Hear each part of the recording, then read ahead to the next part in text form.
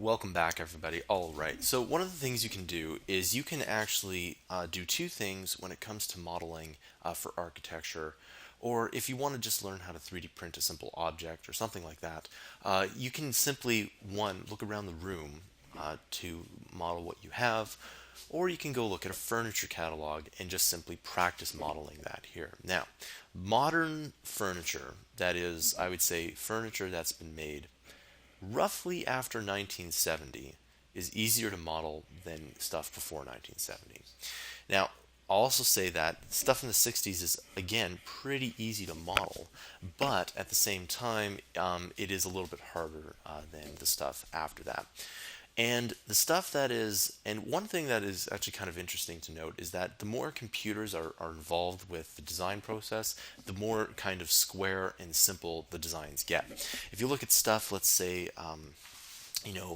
roughly from, 1920 and before that, so let's say, especially in the Victorian era, the furniture is very detailed, right?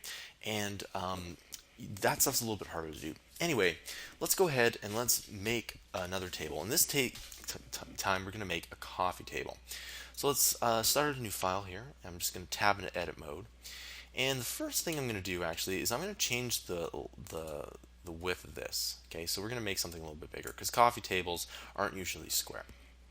So you can make your table as long or as short as you want. Let's just make it like this for now. And let's go ahead and let's put that in here. And this time, instead of modeling upside down, we're going to model right side up. Although it's a little bit weird when you model this and that is going like that. Most people tend to model the other way. Now, we can actually do the exact same thing before. So we go click loop cut here. And I'm just going to undo that here. Bit of a misclick, but there we go.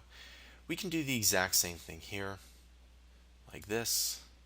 Loop cut like this, and then another loop cut, but this time along the lengthwise.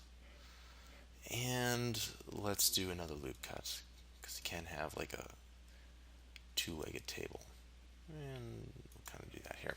Let's go ahead and let's extrude these by right-clicking and Shift, push E to extrude, and there we go. We have a nice little coffee table there. Okay, now of course we can go and move this here. Now one thing I'm going to do here is I'm actually going to split this down the middle one more time. I'm going to show you why I'm going to do that right now. So I'm just going to click on this here, and I'm actually going to do that because what you want to do is you want to put your mouse right over that pink part there, and there we go. And if you use the mouse wheel, by the way, you can actually subdivide this more. But we're just going to do this loop cut here. Okay, I'm going to show you why I'm going to do that here. So you can put that loop cut here, and if you right click, the loop cut is just simply there.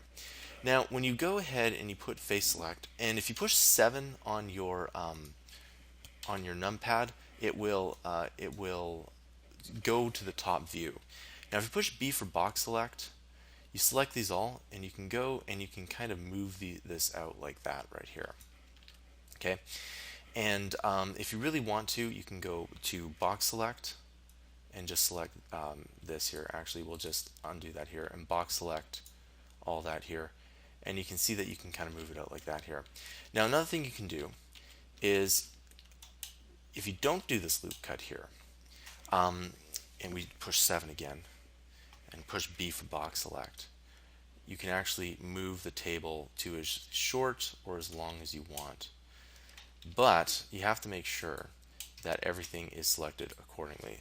So in that case, there was a few extra selected vertices there, and you can see here that even though this box select worked, we do have to select these other faces. Okay, and I know this can seem annoying, but if I just take a look at this here, and one more.